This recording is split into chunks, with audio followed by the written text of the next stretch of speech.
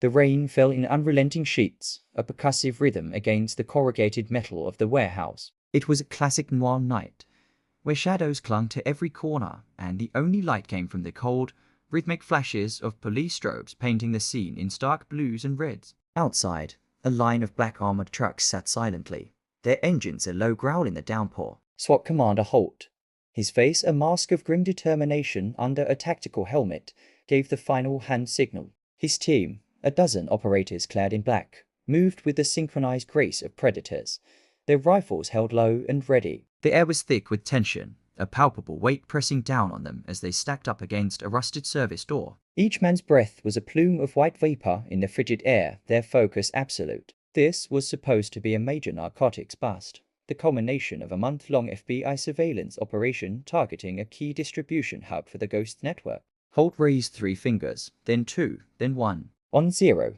the breacher slammed the ram into the lock, and the door exploded inward. The team poured into the darkness, a tide of tactical precision, their weapon-mounted lights cutting sharp, white cones through the gloom. The interior of the warehouse was vast and cavernous, a cathedral of shadows and decay. The air smelled of damp concrete, rust, and something else, something chemical and cloying. The SWAT team methodically cleared the space, their movements fluid and practiced. But the warehouse was eerily empty. Crates were stacked high, but they were hollow. Barrels lined the walls, but they were vacant. There was no product, no guards, no one. It was a ghost town. In the dead center of the cavernous space, a lone wooden crate stood under a single, flickering fluorescent light. On top of it, a burner phone began to ring, its shrill cry echoing unnaturally in the silence. Sniper Vega, providing overwatch from a nearby rooftop, zoomed in. "Commander, I've got eyes on a device. It's a phone, sitting on a crate. Nothing else."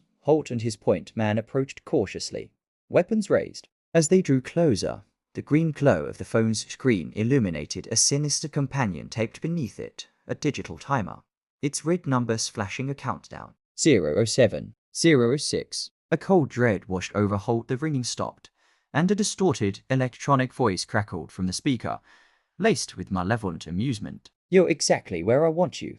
The voice was a digital ghost, a chilling pronouncement of their doom. "Bomb. Everyone out now," Holt roared, his voice raw with adrenaline. The team scrambled, a chaotic retreat towards the breach point as the timer hit 0. An earth-shattering blast ripped through the warehouse, a fireball of white-hot energy engulfing everything. The shockwave threw the escaping officers like ragdolls, their ears ringing as the world dissolved into a maelstrom of fire, shrapnel, and screams. Miles away, the chaos of the raid was reduced to sanitized data points on a massive screen at FBI headquarters. The sterile, high-tech environment was a world away from the gritty reality on the ground. Special Agent Carter, his jaw tight and his expression like granite, stared at a live feed showing the warehouse burning against the night sky. He was a man who lived by evidence and procedure, and this entire operation had just been blown to pieces. "Status report," he barked, not taking his eyes off the screen. Agent Ruiz, the tech expert, frantically typed at his console, his face illuminated by the glow of multiple monitors. "Commander Holt reports multiple injuries.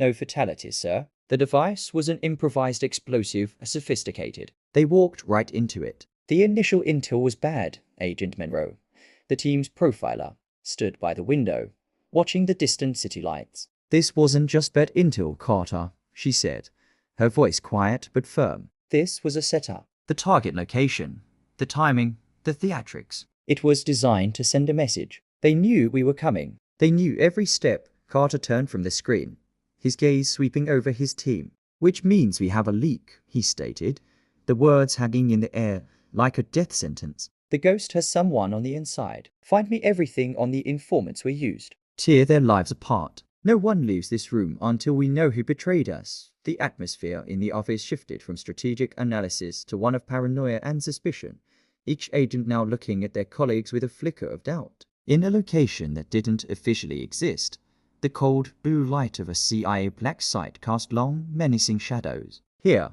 there were no rules, only results. CIA operative Jade, her expression unreadable, stood over a battered man strapped to a metal chair. He was a known courier for the Moretti family, a low-level pawn in a much larger game. The air in the concrete room was stale, heavy with the scent of fear and sweat. Jade's voice was a soft, dangerous whisper. You were intercepted carrying a coded message for Luca Moretti. My analysts are good, but you can save us all some time. What is Protocol Omega? The courier. His face a mess of bruises, just spat blood onto the floor and laughed weakly. You agency spooks. You think you know everything, he said. Jade simply picked up a tablet and showed him a live feed of a quiet suburban house. Your daughter gets home from her piano lesson in 10 minutes. We can be patient. The man's defiant facade crumbled, his eyes widening in terror. He leaned forward, his voice a desperate, hoarse whisper. It's a contingency for when the families go to war. It's a kill list. But it didn't come from Moretti. It came from the ghost. As he spoke the name, a spasm racked his body. His eyes rolled back, and a white foam flecked his lips. He slumped forward, a gurgling sound escaping his throat. Jade checked his pulse. Nothing. Alarms blared as analyst Brooks burst into the room. He's flatlining. What happened? Jade looked at the dead man, then at her own hands, a flicker of something unreadable in her eyes. He was poisoned. Something he took before we brought him in. He was a dead man the moment we caught him. Director Lane's voice crackled over the intercom, sharp and commanding. Operative Jade, my office. Now, you have 1 minute to explain how our only lead on the ghost just died on your watch in a penthouse apartment overlooking the city.